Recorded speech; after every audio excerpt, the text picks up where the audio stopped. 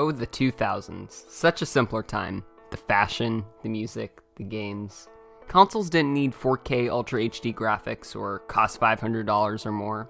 And best of all, the games came complete.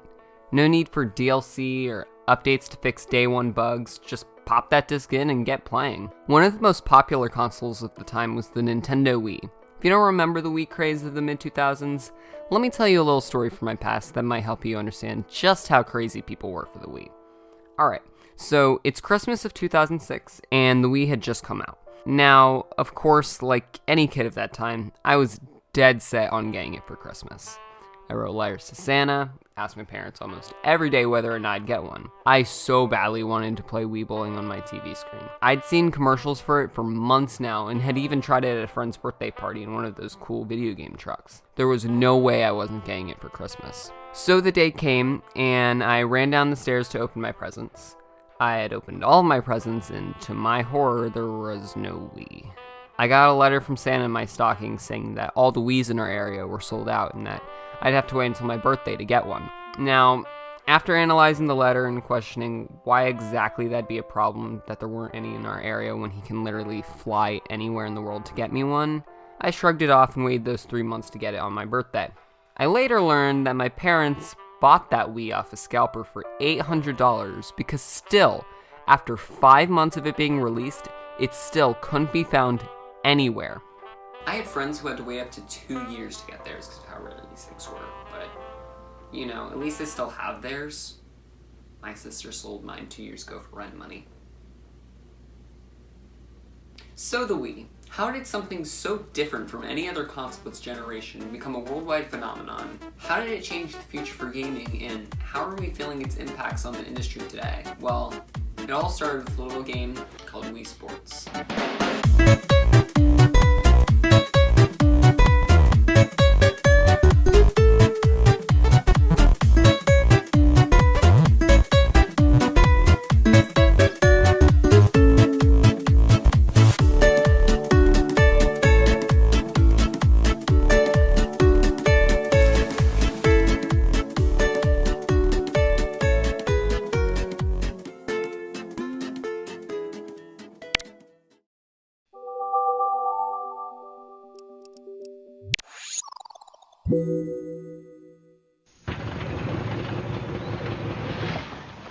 Hey, plumber boy, mustache man, your worst nightmare has arrived.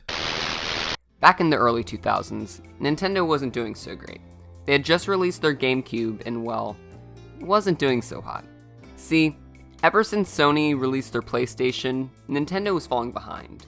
Sony had gotten their 3D console out faster, and for all intensive purposes, it was better than the N64.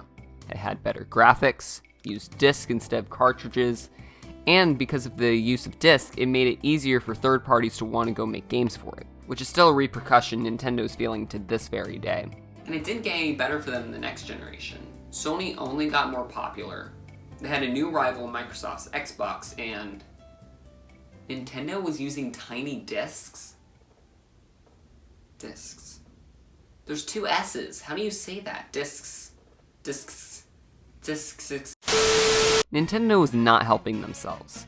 So when Nintendo's president Hiroshi Yamauchi retired in May of 2002, the newly promoted president by the name of Satoru Iwata stepped up to the plate to jumpstart what looked like a fading company. He understood that Nintendo was not keeping up with Sony and Microsoft's multiplayer juggernauts, so he decided to pivot. So instead of going for bigger and better hardware, they went in a different direction.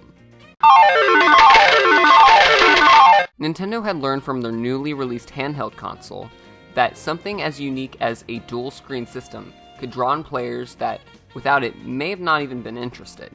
Gimmicks bring in the sales and make consumers out of the innocent. Take the Switch, for example. Its gimmick is that it is both a handheld and a home console. Something that Nintendo has never failed at was their handheld line. So, if they were to merge their dying home console line with their thriving handheld line, that should jumpstart their new console enough to become a successful system. And it worked. Trojan horsing the consumer was the best thing Nintendo could do after their bleak time with the GameCube. So, Nintendo President Satoru Iwata and the rest of the team at Nintendo got in touch with Gyration Inc. and produced the prototype for what would become the Nintendo Wii.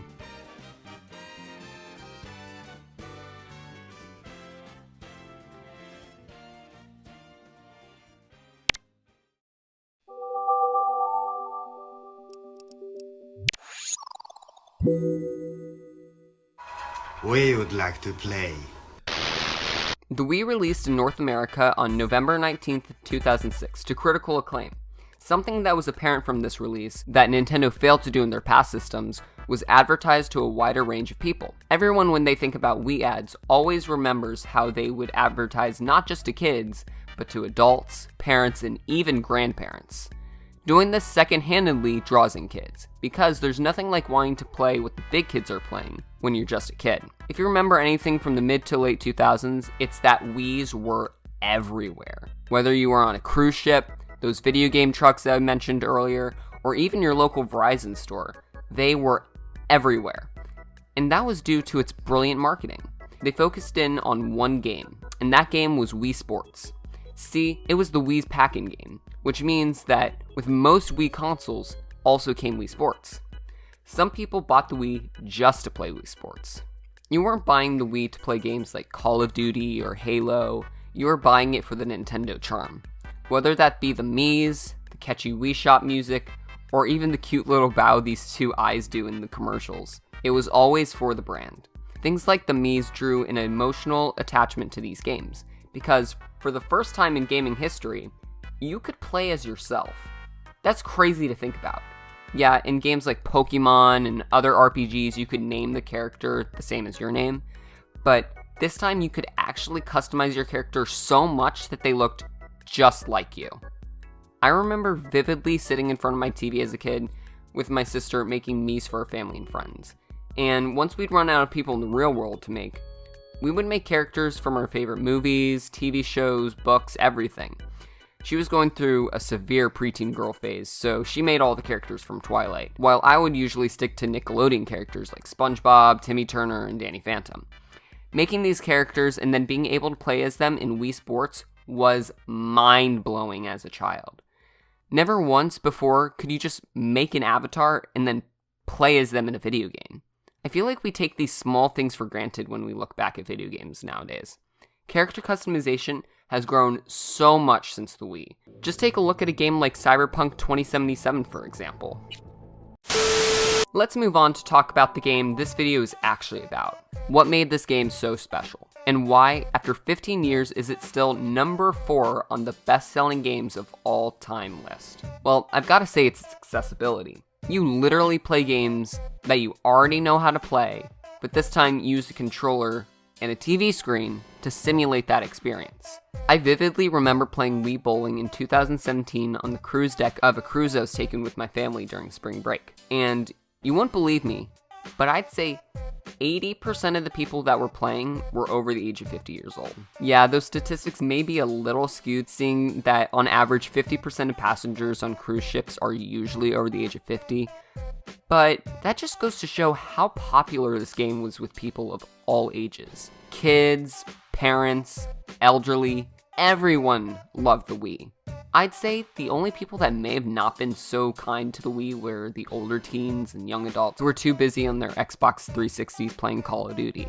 But eventually, the motion control hype would catch up with them whether or not they liked it. See, both Xbox and PlayStation put out their own motion controlled based controllers for the system, but none could compete with the Wii's dominance. It was just too powerful.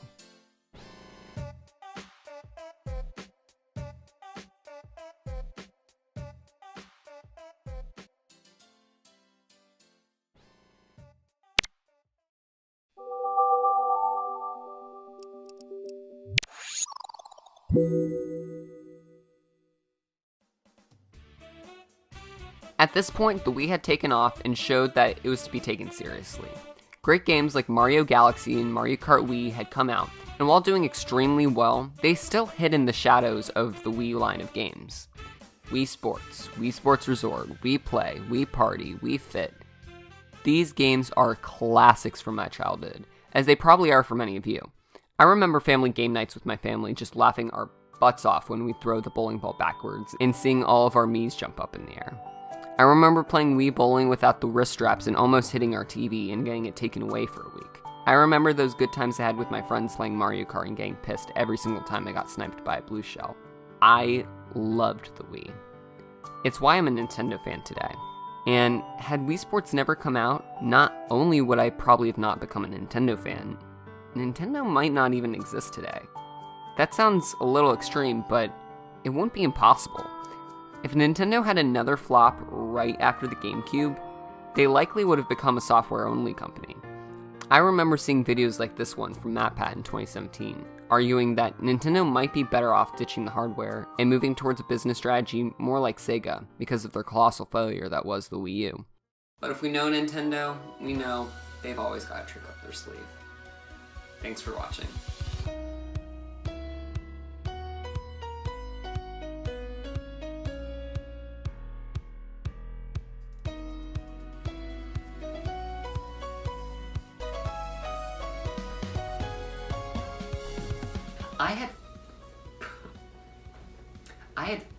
I had friends that had to wait up to 2 years to get theirs because of how rare these things. Sick. Oh shoot.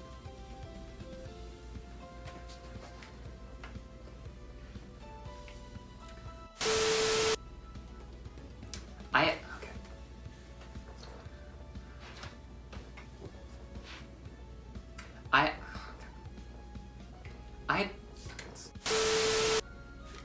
think I got plenty of those. Hopefully they sound fine. Blah blah blah. We'll do one like this. So the Wii. How did something so different from any other console of its generation become a worldwide phenomenon? How did it change? I probably got plenty of those. We'll do one more. So, bro, I'm gonna have a circle burned into my retina for the rest of my life. Holy crap. Whoa, when I close my, this is crazy. When I close my, whoa. Ooh-wee. Nintendo was using tiny discs? What? And it didn't get, and it didn't get any better for Nintendo in the next, and it did. Nintendo was using tiny discs? Discs. There's 2 S's. How do you say that? Discs. Discs. Discs. Funny blooper. Put that in the blooper reel. Why would I have a blooper reel? It doesn't make sense.